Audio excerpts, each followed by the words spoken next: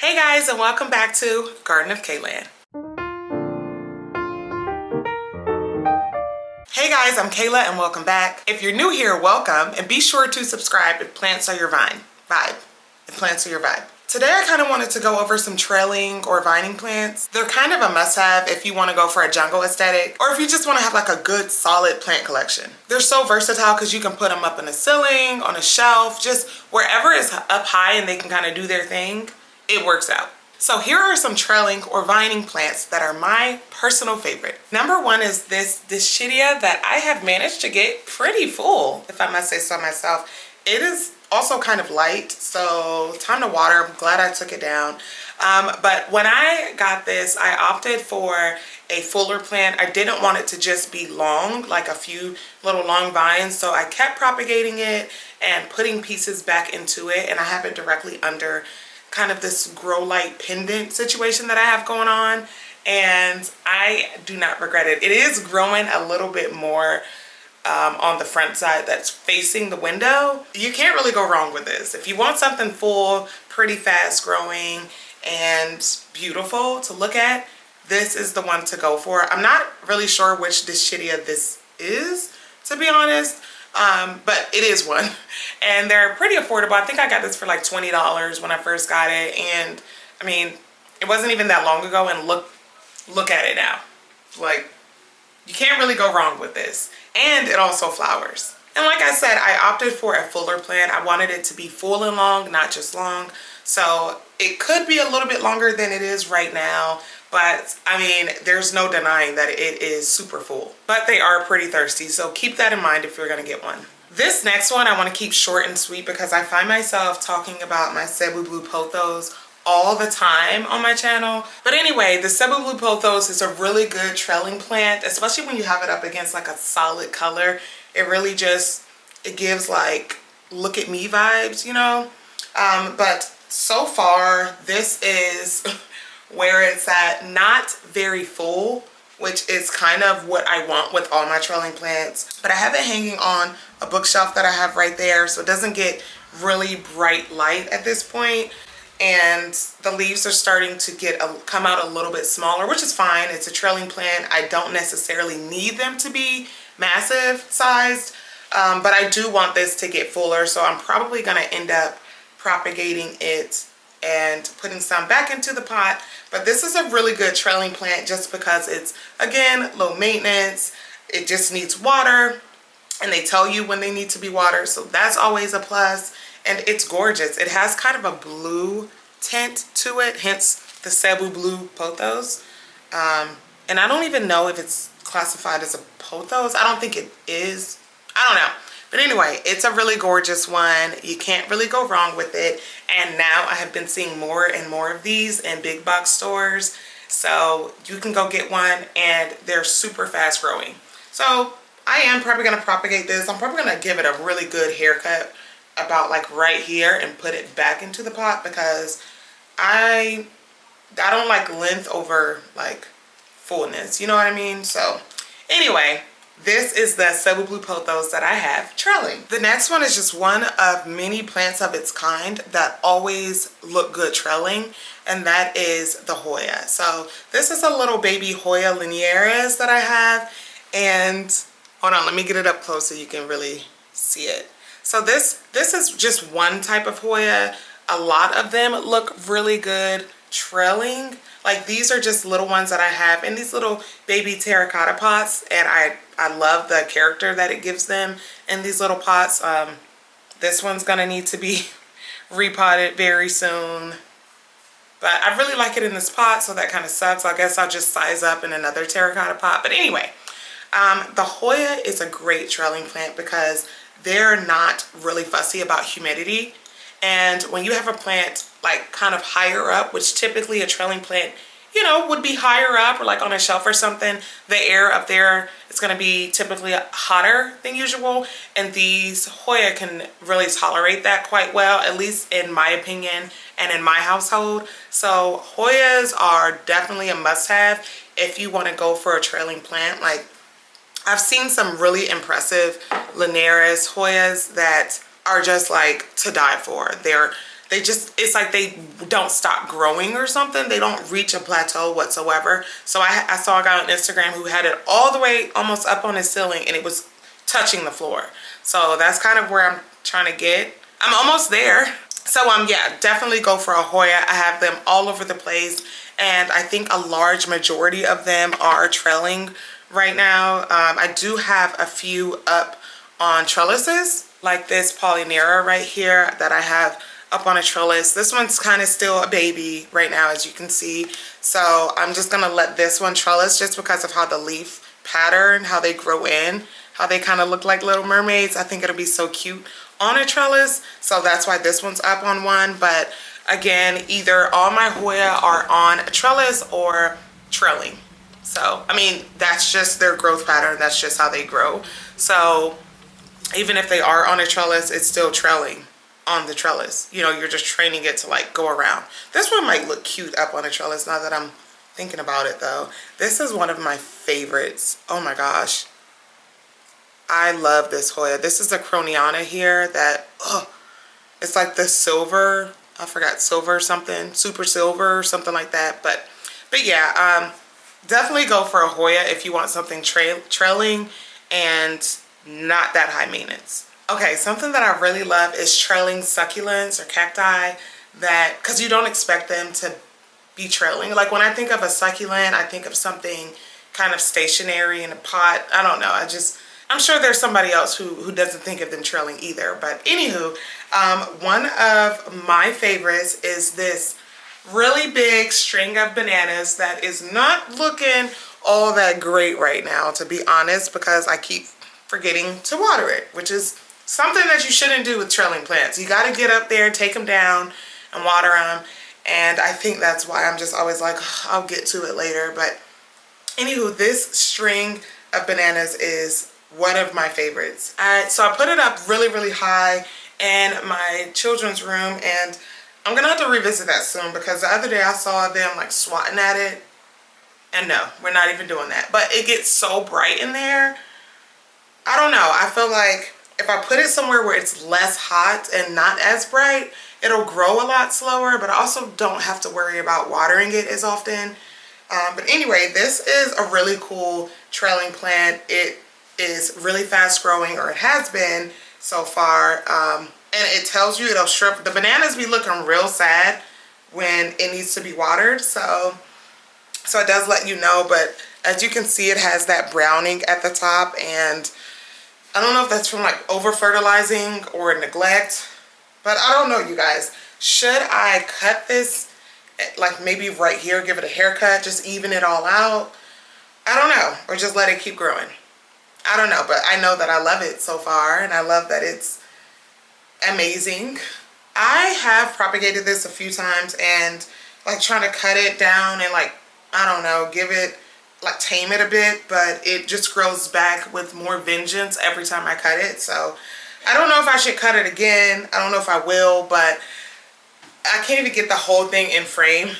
Like it's a good size. It's a decent size. But yes, go for a succulent if you want something a little bit different when it comes to trailing plants, because they will not let you down. Now, some of them are not as easy as this one, I'm not gonna lie, but I think it's worth the trouble when you see them start getting really big and growing really long. I don't have anywhere to like hang this while I go get the other plants. I guess I just have to go put it back.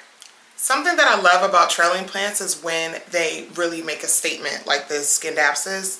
It is, number one, easy to find. You can go to a big box store and find one of these, no problem.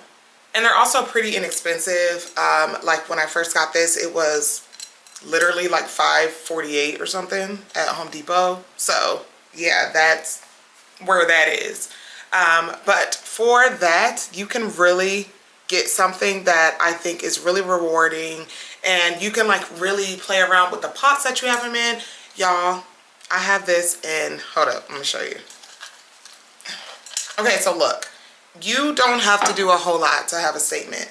So this was, again, see, $5.48, still in the same pot. All right, looking good.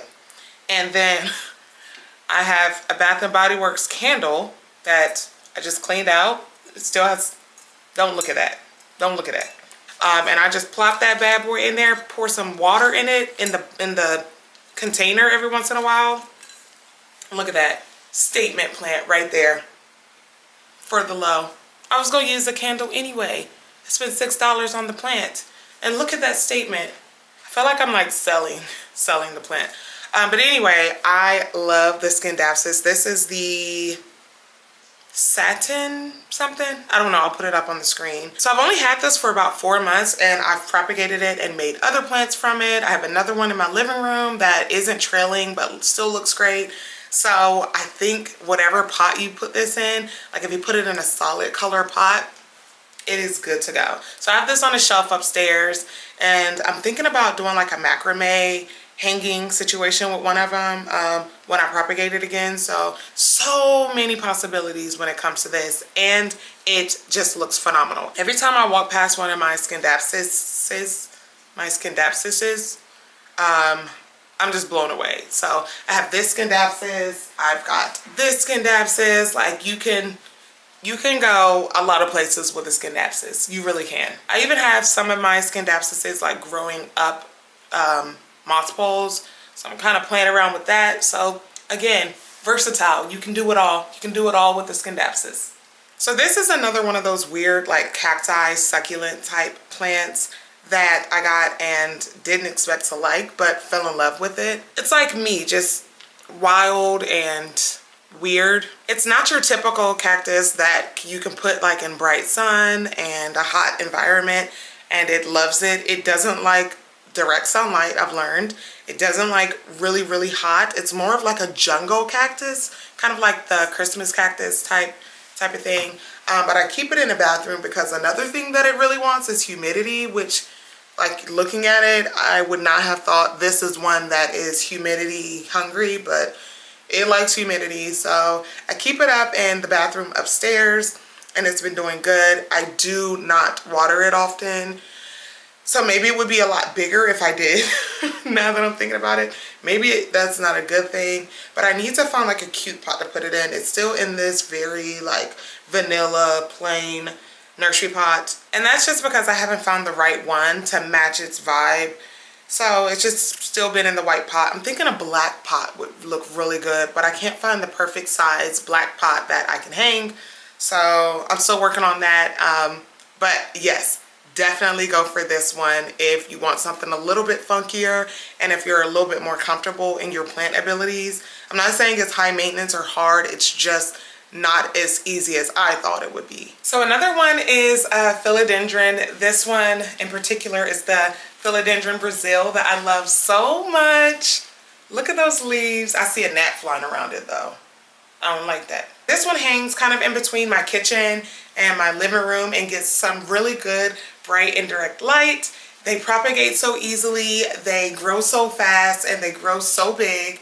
And I think that everybody should have at least one of these. It's getting really big, really fast. Again, opt for the fullness first and then let those vines start to get long. I don't just want like a really skimp looking long plant. I want it to be full as well. I have these all over the place because they're so easy to propagate. So I have a couple of them actually trailing in different spots of the house. And then I have some just kind of in pots only because they haven't gotten big enough to trail yet. I'm getting them full. But look at this. Are you serious? Like, the back is not really giving the front, but it works out. They're going to be very rewarding to somebody. So if I'm trying to manipulate someone into getting into plants, I'll get them a Filiad Dendrin first and they'll see how well it's doing and they'll be like, huh, I can do this. I want more plants. And then they'll be like, I want to go plant shopping with Kayla. And then we can be plant besties. At least that's my dream. It hasn't worked yet, but you know, still tweaking it a little bit. So yeah, I think you should definitely get one of these. You can find one very easily at a big box store. You can find them for like 20 bucks. I think this one may have probably been less than $20 when I first got it, but then you get a bunch of free plants because you can just propagate it a million times and then have like 5 or 6 of these all over the house.